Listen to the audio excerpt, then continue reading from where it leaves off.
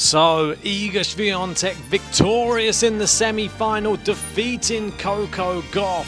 And now she's into the Rome final yet again and looking in fantastic form ahead of Roland Garros.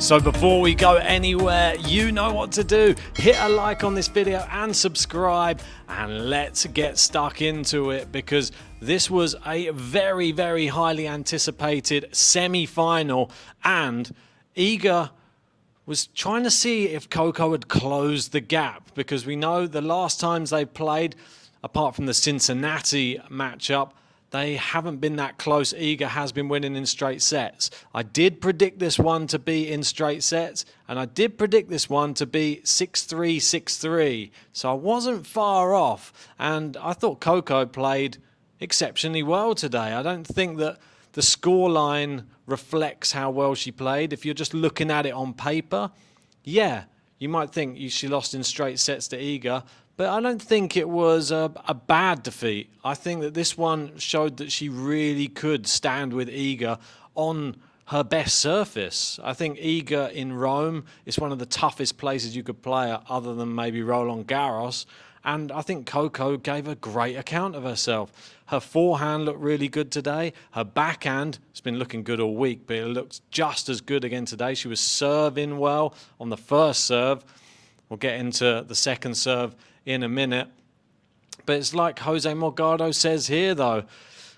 It's the 10th time in 11 meetings now that Iga has got the better of Coco. 6-4, 6-3 to reach a 12th WTA 1000 final and a third in Rome. And, well, Sabalenka now will arrive at Roland Garros as the world number 2. Will she arrive to the final to face Iga in Rome? That is still to be decided. That will be against Danielle Collins coming up very, very shortly. Can't wait to see who wins that one. Will we get Iga Saba again in the final? I bet there's a lot of people out there hoping that we do. But going back into this matchup, obviously Iga's gone through to the final without dropping a set. I thought that she played just so well. I mean, when her opponent raises their level, I've now seen another side of Iga yet again. A lot of people said that she wasn't able to dig deep in matches. She's proven she can. And she's proven that when somebody steps up to the plate like Coco did today, and she did step up. She took an early lead. She broke early in the first set.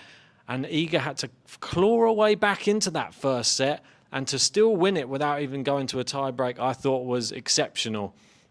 She really hit the ground running after she got the break back.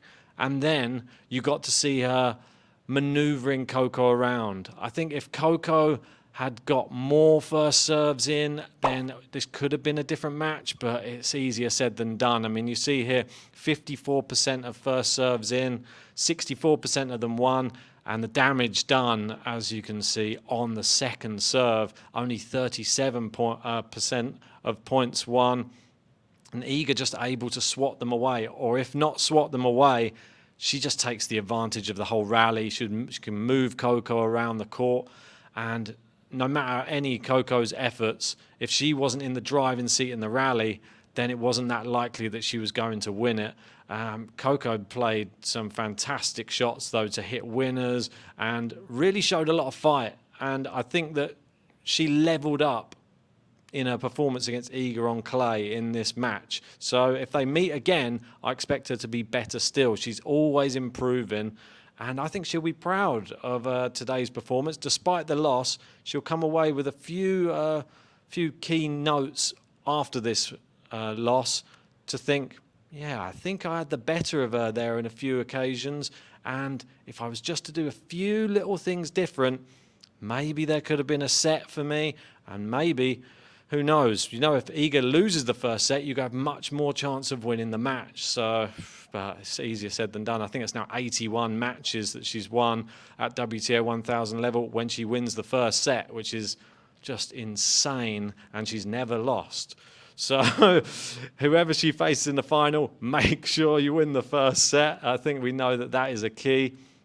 This is what Iga had to say After defeating Coco, they asked, how much is writing tennis history something that gives you extra motivation? Iga said, honestly, I'm not really thinking about that because it's kind of a lot. I'm just kind of living my day by day. I'm thinking about statistics. I'm thinking about statistics or history. I think it's easier that way. It makes you play more relaxed and more freely. I'm just going to play the best tennis as possible in the final.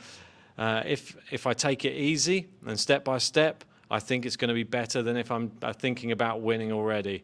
Whoever's going to be in the final, they're both great players. Really intense tennis. Still a long way to win.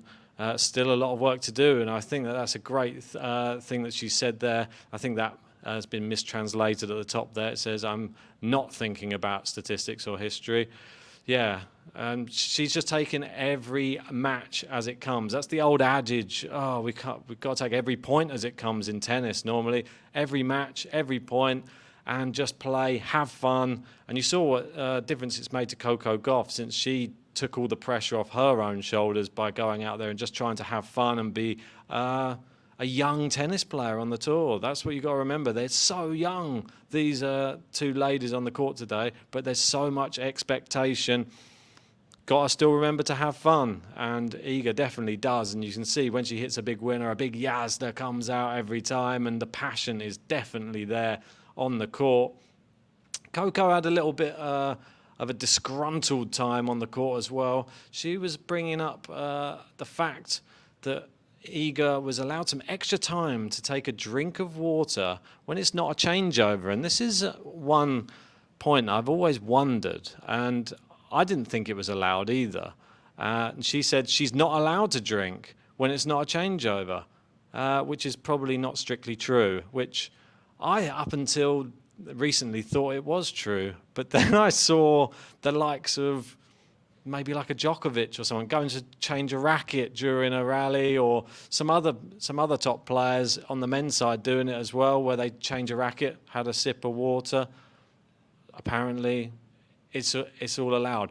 I think tennis, in a way, in my mind, it's like an endurance thing. And if you get locked, let's say, in a very long deuce, and your body can't keep up with it and you need water, you should have to battle through it. Unless the temperature is like crazy, crazy hot, and then they have to allow for a water break. But then I always thought that you weren't allowed it unless there was a changeover. But what do I know, eh? Let me know in the comments section below. But that's just my reaction to Iga defeating Coco Gauff in the semi-final. Another Rome Masters final for her. Let me know your thoughts in that comment section below. Did you enjoy the match? Did you think Coco was hard done by? And do you think you should be allowed to have a sip of water if it's not a changeover? I want to know your thoughts. Tell me in the comment section. And if you haven't already, like the video, subscribe, and we'll see you for more Rome Masters action coming up next few days.